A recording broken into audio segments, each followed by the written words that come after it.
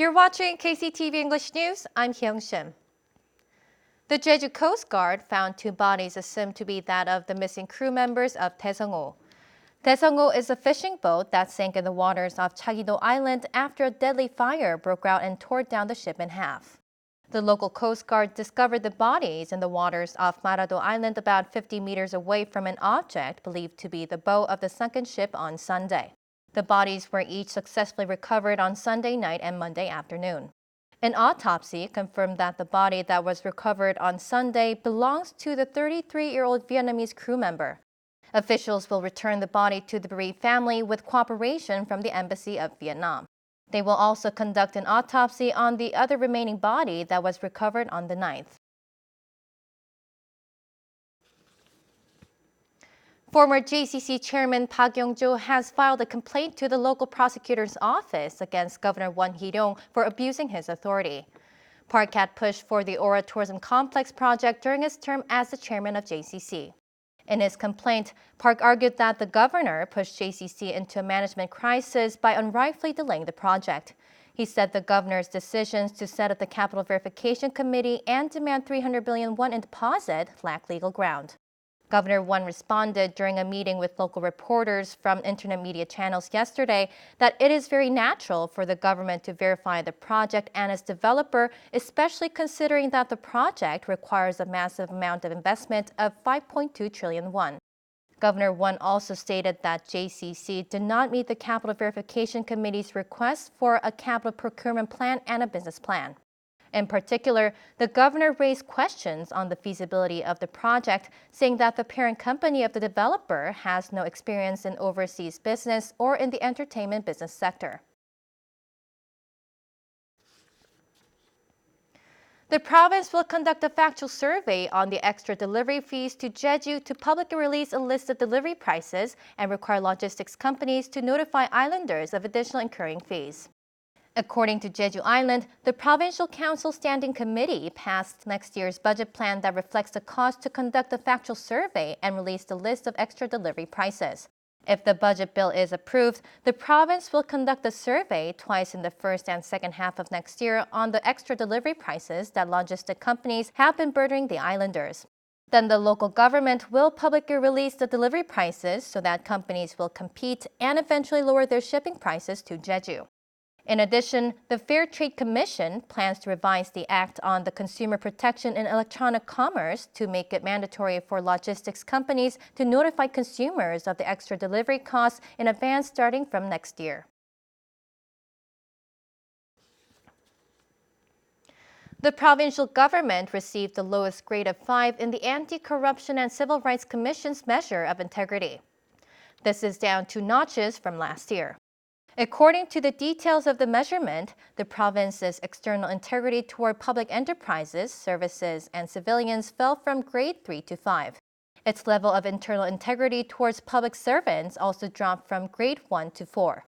Local policy ratings still remain in the lowest evaluation criteria at grade 5. The province believes the fall in integrity scores was caused by 2 bribery cases regarding the fire station equipment supply and the water and sewage sector. The electoral roll for next year's vote for the Jeju Sports Council chairman has been finalized yesterday. The Election Commission of the Sports Council set a total of 207 electors for the election. It allocated 120 voters to its member organizations and a total of 87 voters to the sports councils in Jeju City and Seogwipo City. However, controversy is brewing over the fact that 33 out of 87 electors allocated to Jeju City and Seogwipo City sports councils are community leaders of Ub, Myeon, and Dong administrative districts. Some council members are arguing that this allocation of voters will poorly reflect the voice of member organizations. Researchers have identified rare wildlife and subtropical species inhabiting the island. Joseph Kim reports. Waters around the island were designated as Jeju Provincial Marine Parks for ecological value. Waters near Udo Island, Chujedo Island, Marado Island, and Seongsan Sunrise Peak have been designated as provincial marine parks. The parks cover an area of 206,000 square kilometers. Researchers have recently surveyed ecological resources at the marine parks for the first time since their designation. At the survey, researchers have found a variety of marine wildlife. The province commissioned the Korea National Park Research Institute to research animals and plants at the provincial marine parks. The researchers have identified more than 5,800 species. Each designated park has between 700 and 1,400 species. Especially 16 legally protected species, including the hawk and the Cypnophis colaris, the gray snake, which are designated as endangered animals by the Ministry of Environment, were found during the survey. A variety of subtropical species, including clusters of the Dendroniphythia hemprichi, soft pink or orange coral, have been found near Udo Island for the first time. However, the researchers point out that some parts of the marine parks are being damaged by trash dumping and fishing. 자연자원 조사는 생태계의 건강성을 평가를 해서 그 결과를 바탕으로 이제 어떻게 보존, 관리를 할 것인지를 적용시키는 중간 단계입니다. The sea near the island has proven to be a repository of subtropical marine wildlife. The province is coming up with systematic management measures for the waters based on results of the survey. Joseph Kim, KCTV.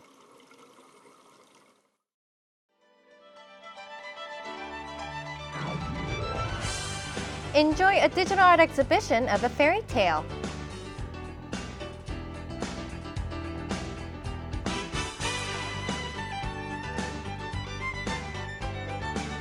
Enjoy a unique and modern take on the works of Van Gogh at the Bunker de Lumiere.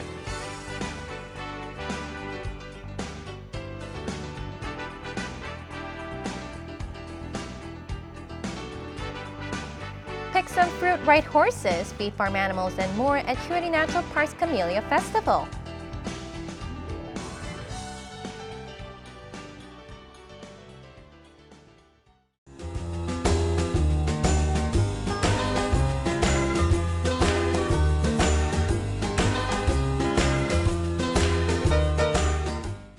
Taking a look at our weather, skies will be very cloudy on Wednesday. For more details, here's your forecast.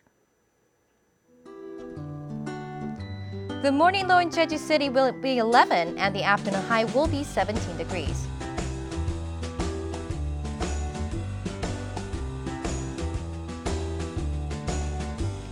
Down south in Seogwipo, we expect a low at 11 in the morning and a high at 18 in the afternoon.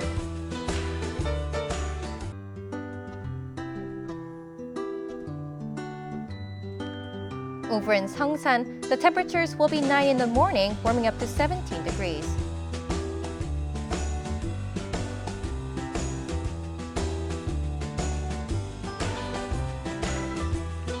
Across the island in Kosan, we expect a low of 13 and a high of 16 degrees.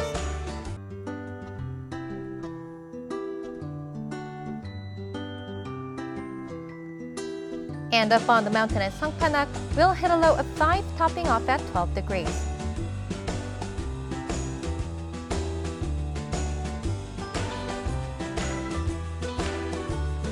Out on the water, winds will be out of the southwest and west at a speed of 7 to 13 meters per second, with seas between 1 and 2.5 meters.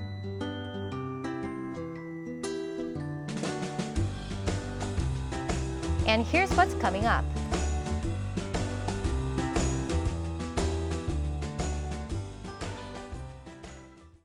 Thank you for joining us today at KCTV English News. Please follow us on YouTube at KCTV E-News Jeju and on KCTV's VOD service. Have a pleasant evening.